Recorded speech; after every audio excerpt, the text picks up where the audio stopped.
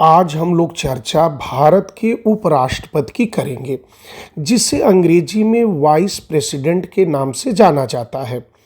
यह देश में राष्ट्रपति के बाद देश का दूसरा सर्वोच्च अधिकारी होता है, और अगर राष्ट्रपति की बात करें तो यह देश का दूसरा नागरिक होता है।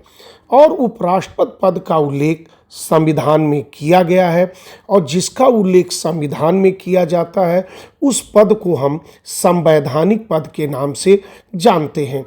राष्ट्रपति की अनुपस्थिति में उपराष्ट्रपति राष्ट्रपति के रूप में कार्य करता है। यह सब सुनने के बाद हमारी जिज्ञासा बढ़ जाती है कि उपराष्ट्रपति का उल्लेख संविधान में कहाँ किया गया है, उपराष्ट्रपति बनने की योग्यता क्या है, उसके चुनाव की प्रक्रिया क्या है, इसके चुनाव में कौन कौन भाग लेते हैं, यह किसके समक्ष शपथ लेता है, उसका कार्यकाल कितना होता है, आदि प्रश्न हमारे सामने यक्ष प्रश्न की तरह आ जाते हैं। तो अब हम इन सभी प्रश्नों का उत्तर एक एक करके जानने की कोशिश करेंगे। अब हम इन सभी प्रश्नों को जानने के पहले एक हमारे मन में जिज्ञासा होती है कि ये उपराष्ट्रपति का पद क्यों सृजित किया गया।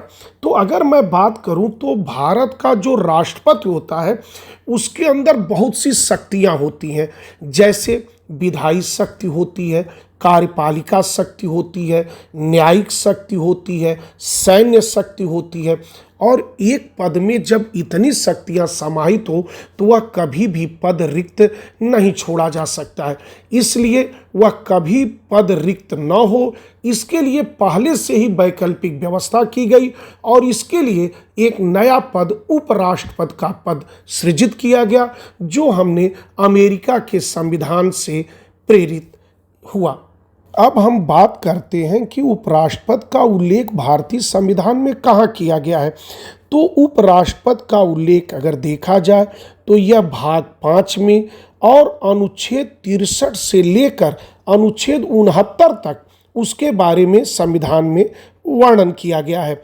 वहीं पर बात करें तो अनुच्छेद 63 में उपराष्ट्रपति के पद का उल्लेख है, अर्थात भारत का एक उपराष्ट्रपति होगा।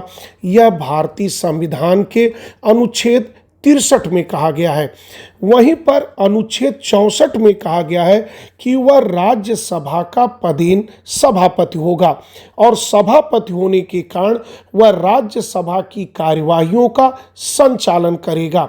वहीं पर अनुच्छेद 65 में कहा गया है कि राष्ट्रपति की अनुपस्थिति में, अर्थात उसकी मृत्यु होने पर या उसके इस्तीफा देने पर या वह कार्य करने में जब अक्षम हो जाए, ऐसी स्थिति में उपराष्ट्रपति राष्ट्रपति के रूप में कार्य करेगा। अब हम बात करते हैं कि उपराष्ट्रपति का चुनाव कैसे होता है। तो सबसे पहले हम यह बता दें कि निर्वाचन प्रक्रिया का उल्लेख भारतीय संविधान के अनुच्छेद 66 में यानी 66 में किया गया है, और इसका चुनाव एक निर्वाचक मंडल द्वारा होता है, जिसमें लोकसभा और राज्यसभा के सभी सदस्य चुनाव में भाग लेते हैं। इसमें निर्वाचित और मनोनीत दोनों सदस्य भाग लेते हैं, और इनका चुनाव अप्रत्यक्ष होता है, गुप्त मतदान द्वारा होता है, और एकल संक्रमणी और आनुपातिक प्रतिनिधित्व के द्वारा होता है। अब इसमें एक शब्द आया है एकल संक्रमणी। तो एकल संक्रमणी का अर्थ होता है वरीयता क्रम, यानी जब कोई व्यक्ति किसी भी उपराष्ट्रपति पद के प्रत्याशी को वोट देने जाता है तो वह उसमें अपना वरीयता क्रम लिखता है कि कौन मेरी पहली पसंद है, कौन मेरी दूसरी पसंद है और कौन मेरी तीसरी पसंद है। इसी व्यवस्था को ही एकल संक्रमणी के नाम से जाना जाता है। वहीं पर अप्रत्यक्ष चुनाव का अर्थ होता है जिसमें जनता सीधे भाग नहीं लेती है, अर्थात जनता के चुने हुए प्रतिनिधि जिस चुनाव में भाग लेते हैं वह अप्रत्यक्ष चुनाव कहलाता है। और वहीं पर अगर उपराष्ट्रपति का चुनाव लड़ना है तो हमें 20 प्रस्तावक और 20 अनुमोदक की भी आवश्यकता होती है। अब हम बात उनकी योग्यता की करते हैं, अर्थात उपराष्ट्रपति का चुनाव लड़ने के लिए उस व्यक्ति के अंदर किन किन योग्यताओं को पूरी करनी होती है, इनकी अब हम चर्चा करते हैं। पहला तो ये है कि वह भारत का नागरिक हो। ये भारत के नागरिक से यह अर्थ निकलता है कि वह जन्मना नागरिक होना उसे कोई आवश्यक नहीं है। अगर वह किसी दूसरे देश में भी जन्म लिया है लेकिन बाद में वह भारत का नागरिक बन गया है तो वह देश का उपराष्ट्रपति बन सकता है। तो पहली योग्यता यही है कि वह भारत का नागरिक हो। वहीं पर दूसरी योग्यता की बात करें तो उसकी उम्र कम से कम 35 वर्ष हो, यानी अगर 35 वर्ष से उम्र कम होगी तो वह चुनाव नहीं लड़ सकता। वहीं पर अधिकतम सीमा की कोई बात नहीं है, 35 वर्ष से ऊपर वह किसी भी उम्र सीमा का हो सकता है। वहीं पर तीसरी योग्यता की बात करें तो उसे राज्यसभा का सदस्य बनने की योग्यता रखनी होगी। वहीं पर चौथी की बात करें तो वह कोई लाभ का पद धारण न करता हो। वहीं पर अगली योग्यता की बात करें तो वह पागल या दिवालिया न हो। अब हम बात उसके शपथ की करते हैं, अर्थात जब वह उपराष्ट्रपति का चुनाव जीत जाता है तो अनुच्छेद 69 में ये दिया गया, यानी 69 में दिया गया है कि वह किसके समक्ष शपथ लेगा, क्योंकि बिना शपथ लिए वह उपराष्ट्रपति के रूप में कार्य नहीं कर सकता है। तो शपथ का प्रावधान उसे शपथ राष्ट्रपति के समक्ष लेना होता है और शपथ में वह संविधान के प्रति अपनी निष्ठा और कर्तव्यों के निष्पक्ष निर्वहन का वचन देता है। वहीं पर अगर उसके कार्यकाल की बात करें तो भारतीय संविधान के अनुच्छेद 67 अर्थात 67 में यह कहा गया है कि उपराष्ट्रपति का कार्यकाल सामान्यतः पद ग्रहण की तिथि से 5 वर्ष का होगा। वहीं पर यह भी बात है कि अगर वह चाहे तो वह पुनर्निर्वाचन का पात्र होगा, अर्थात वह चाहे जितनी बार चुनाव लड़ सकता है और चाहे जितनी बार उपराष्ट्रपति बन सकता है, इस पर कोई रोक नहीं है। लेकिन अगर वो चाहे तो 5 साल के पहले भी वह किसी भी समय अपना इस्तीफा राष्ट्रपति को सौंपकर पद मुक्त हो सकता है। अब हम बात करते हैं कि अगर उपराष्ट्रपति को पद से हटाना हो तो क्या करना होगा। तो यदि कभी उपराष्ट्रपति को हटाना हो तो सबसे पहले इसका प्रस्ताव राज्यसभा में पेश किया जाएगा। यह प्रस्ताव कभी लोकसभा में पेश नहीं किया जाता है और राज्यसभा इसे साधारण बहुमत से यदि पास कर देती है और लोकसभा अपने औपचारिक साधारण बहुमत से यदि प्रस्ताव को पास कर देती है तो उपराष्ट्रपति को अपने पद से हटना पड़ता है। लेकिन एक शर्त और है कि जब यह उसे हटाने का प्रस्ताव लाया जाए तो उसके 14 दिन पूर्व उपराष्ट्रपति को नोटिस देना आवश्यक होता है कि यदि वह अपना पक्ष रखना चाहता है तो वो अपना पक्ष वह रखे। अब हम बात उपराष्ट्रपति के कार्य की करते हैं, अर्थात उपराष्ट्रपति का कार्य क्या है। तो जैसा कि हम जानते हैं उपराष्ट्रपति पद का सृजन ही किया गया है। राष्ट्रपति का पद अगर कभी रिक्त हो तो उस पर काम करने के लिए तो सबसे पहला महत्वपूर्ण कार्य तो यही है कि यदि किसी कारण से राष्ट्रपति का पद खाली हो जाए, जैसे मृत्यु के कारण या पद त्याग के कारण या किसी बीमारी के कारण या कार्य करने में असमर्थ होने के कारण, तो तुरंत उपराष्ट्रपति राष्ट्रपति का पद ग्रहण करेगा और वह सभी शक्तियों और अधिकारों का प्रयोग करेगा जो राष्ट्रपति करता है। वहीं पर दूसरे कार्य की बात करें जो कार्य बहुत गौड़ होता है, क्योंकि हमेशा राष्ट्रपति का पद खाली नहीं होता है, तो ऐसे समय में उसे अन्य कार्य सौंप दिए जाते हैं। अर्थात सामान्य समय में वह राज्यसभा के पदेन सभापति के रूप में कार्य करेगा और एक सदन के अध्यक्ष के रूप में जो अधिकार होता है उन सभी का प्रयोग करेगा। अब हम बात उसके वेतन की कर लेते हैं कि उसे क्या वेतन और सुविधाएं प्राप्त होती हैं। तो जैसा हम जानते हैं कि उपराष्ट्रपति का वेतन और भत्ता जो भी होता है वह संसद द्वारा निर्धारित किया जाता है और उसके वेतन और भत्ते संचित निधि से दिया जाता है। लेकिन उसके वेतन अलग अलग होते हैं। जब वह राष्ट्रपति के रूप में काम करेगा तो उसे राष्ट्रपति का वेतन, भत्ता और सभी सुविधाएं उसे दी जाएंगी। लेकिन जब वह सभापति के रूप में कार्य करता है तो उसे सभापति के रूप में जो वेतन और भत्ताएं दी जाती हैं वे दिए जाएंगी और वे सभी सुविधाएं दी जाएंगी। अब हम संक्षेप में उपराष्ट्रपति की बात करते हैं। तो जैसा कि हम जानते हैं, इस पद का उल्लेख भारतीय संविधान के अनुच्छेद 63 में किया गया है और यह अमेरिका के संविधान से प्रेरित है। और हमारे देश के पहले उपराष्ट्रपति डॉक्टर सर्वपल्ली राधाकृष्णन थे।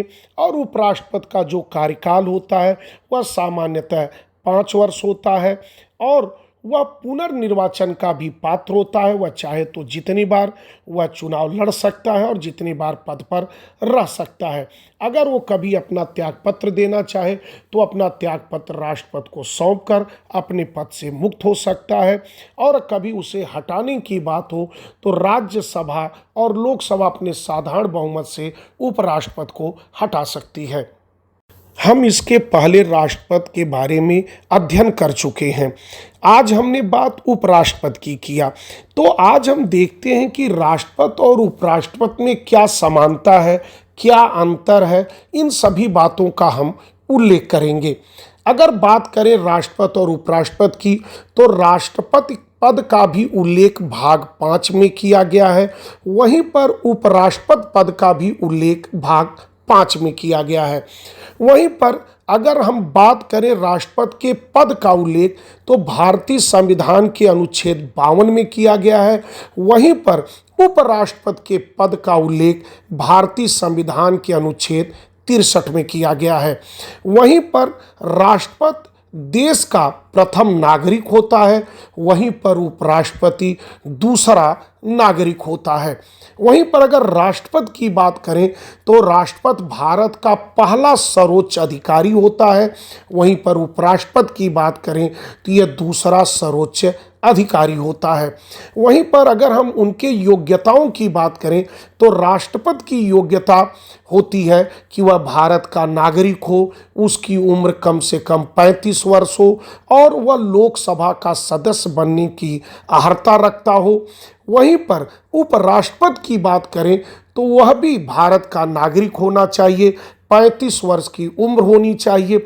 लेकिन यहाँ पर एक अंतर है कि उपराष्ट्रपति लोकसभा सदस्य बनने की अर्हता रखता हो, लेकिन वहीं पर उपराष्ट्रपति राज्यसभा का सदस्य बनने की अर्हता होनी चाहिए। वहीं पर अब हम बात निर्वाचक मंडल की करते हैं कि राष्ट्रपति के चुनाव में कौन कौन भाग लेते हैं। तो राष्ट्रपति के चुनाव में लोकसभा, राज्यसभा एवं विधानसभा, इन तीनों के जो निर्वाचित सदस्य होते हैं वे ही केवल चुनाव में भाग लेते हैं, यानी मनोनीत सदस्य भाग नहीं लेते हैं। वहीं पर उपराष्ट्रपति की बात करें तो उसके चुनाव में लोकसभा एवं राज्यसभा के सभी सदस्य भाग लेते हैं, चाहे वह निर्वाचित हो चाहे वह मनोनीत हो। लेकिन उपराष्ट्रपति के चुनाव में विधानसभा के सदस्य भाग नहीं लेते हैं। वहीं पर अगर हम कार्यकाल की बात करें तो राष्ट्रपति का कार्यकाल सामान्यतः 5 वर्ष होता है। वहीं पर उपराष्ट्रपति का भी कार्यकाल 5 वर्ष होता है।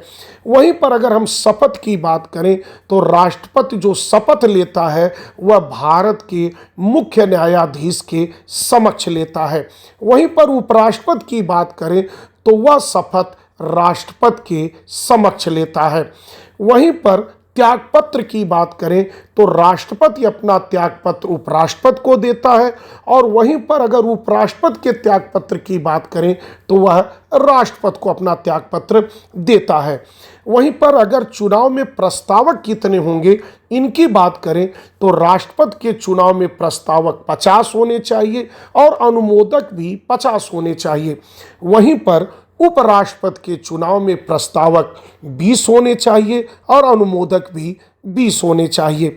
वहीं पर अगली बात करें कि यह कितने उम्र तक ये अपने पद पर रह सकते हैं, चुनाव लड़ सकते हैं, तो इसकी कोई उम्र सीमा नहीं है, यानी यह किसी भी उम्र के हों, यह चुनाव लड़ सकते हैं और जीत सकते हैं। इनकी न्यूनतम उम्र निर्धारित है कम से कम 35 वर्ष, अधिकतम कोई उम्र सीमा निर्धारित नहीं है। वहीं पर उपराष्ट्रपति के लिए भी सेम यही प्रावधान है कि न्यूनतम उम्र सीमा 35 वर्ष है, लेकिन अधिकतम कोई उम्र सीमा नहीं है। वहीं पर अगली बात करें पुनर्निर्वाचन की, तो राष्ट्रपति भी जितनी बार चाहे चुनाव लड़ सकता है और जितनी बार चाहे तो चुनाव जीत भी सकता है, पद पर रह सकता है। वही सेम प्रक्रिया उपराष्ट्रपति के पास भी होती है, वह भी पुनर्निर्वाचन का पात्र होता है। वह चाहे जितनी बार चुनाव लड़े और चाहे जितनी बार जीते। वहीं पर बात करते हैं हटाने के प्रस्ताव की। अगर हटाने का प्रस्ताव लाना है तो 14 दिन की पूर्व सूचना राष्ट्रपति को देनी होती है। वहीं पर उपराष्ट्रपति की भी बात करें तो उपराष्ट्रपति को भी अगर हटाना है तो उसको भी 14 दिन की पूर्व सूचना देनी होगी। वहीं पर इनके निर्वाचन की बात करें कि इनका निर्वाचन कैसे होता है, तो राष्ट्रपति का निर्वाचन एकल संक्रमणी मत पद्धति एवं आनुपातिक प्रतिनिधित्व से होता है, अप्रत्यक्ष होता है, गुप्त मतदान होता है। लेकिन वहीं पर उपराष्ट्रपति की बात करें तो सेम वही प्रावधान जो राष्ट्रपति का होता है, यानी गुप्त मतदान होता है, अप्रत्यक्ष होता है, एकल संक्रमणी मत प्रणाली से होता है और आनुपातिक प्रतिनिधित्व द्वारा होता है। वहीं पर बात करें उनके हटाने की प्रक्रिया, तो राष्ट्रपति को हटाने की प्रक्रिया अनुच्छेद 61 में दी गई है, जहां महाभियोग लगाकर राष्ट्रपति को हटाया जा सकता है। वहीं पर उपराष्ट्रपति को हटाने की प्रक्रिया के लिए महाभियोग लाने की कोई आवश्यकता नहीं है। वह राज्यसभा के कुल सदस्यों के साधारण बहुमत के संकल्प से, जिसे लोकसभा की अनुमति प्राप्त हो, वह अपने पद से हट सकता है। तो आज हमने बात राष्ट्रपति उपराष्ट्रपति की ये तुलना की किया और उसके पूर्व हमने उपराष्ट्रपति के बारे में विस्तृत चर्चा की। तो आप निश्चित हैं इन बातों को अच्छे ढंग से समझे होंगे। अब हम अपनी वाणी को विराम देते हैं। बहुत बहुत धन्यवाद।